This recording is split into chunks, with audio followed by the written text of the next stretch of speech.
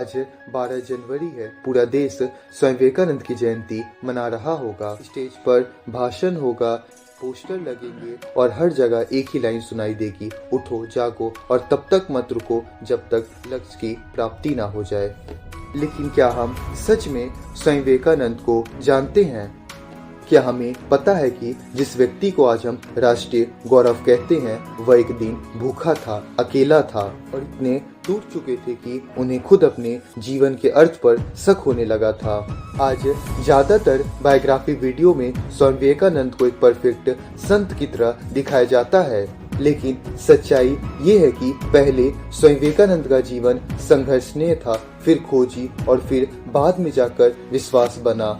स्वामी विवेकानंद का नाम पहले नरेंद्र नाथ था, एक पढ़ा लिखा तर्कशील युवक जो भगवान में विश्वास नहीं करता था। वह सवाल पूछते थे, क्या भगवान सच में है? और ये प्रश्न उस दौर में पूछना अपने आप में एक विद्रोही था। उनके पिता के मृत्यु के बाद घर में आर्थिक संकट आ गया, घर में खाने तक का पैसा नहीं था। नरेंद्र नौकरी ढूंढते रहे, दफ्तर, लेकिन हर जगह से निराशाएं मिली। यह वही नरेंद्र हैं जिन्हें हम आज विश्व गुरु कहते हैं।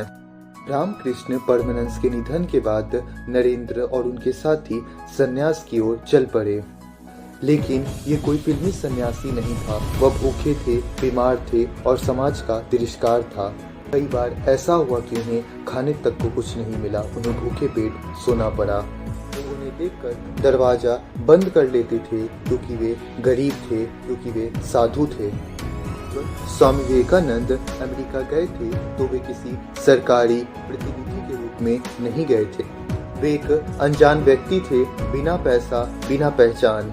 शिकागो के धर्म सभा में पहुंचने से पहले उन्होंने ठंड झेला, भूख झेला और कई बार अपमान भी झेला, लेकिन उसी मन से उन्होंने दुनिया को भारत से परिचय कराया। पहली बार अपनी आंखों में भारत को सम्मान से देखने का मौका दिया। वे कहते थे, अगर ईश्वर को देखना है तो पहले भूखे को खाना खिलाओ। उनका अध्यात्म भागने का नहीं था, बल्कि जिम्मेदारी उठाने का था।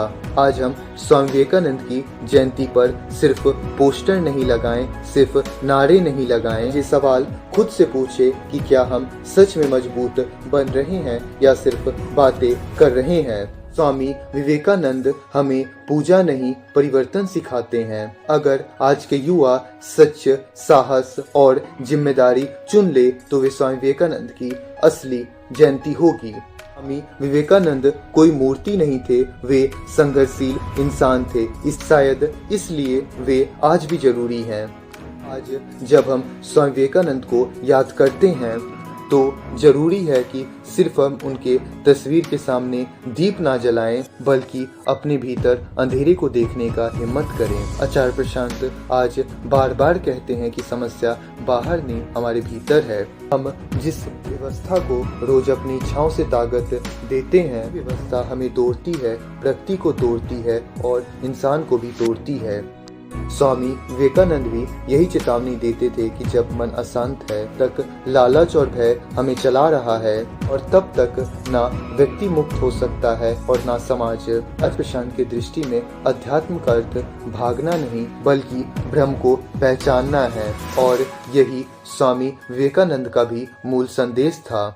आज अगर हमें सच में स्वामी विवेकानंद की जयंती मनाना है तो हमें सिर्फ नारे नहीं, अपने जीवन की दिशा बदलनी होगी। कम उपभोग और ज्यादा संवेदनशीलता और सच को देखने का साहस। जब तक भीतर क्रांति नहीं होगी तब तक बाहर कोई भी परिवर्तन स्थायी नहीं होगा। स्वामी विवेकानंद हमें प्रेरणा नहीं बल्कि जिम्मेदारी देते हैं, और आचार्य प्रशांत हमें उस जिम्मेदारी को निभाने का स्पष्ट दृष्टि देते हैं।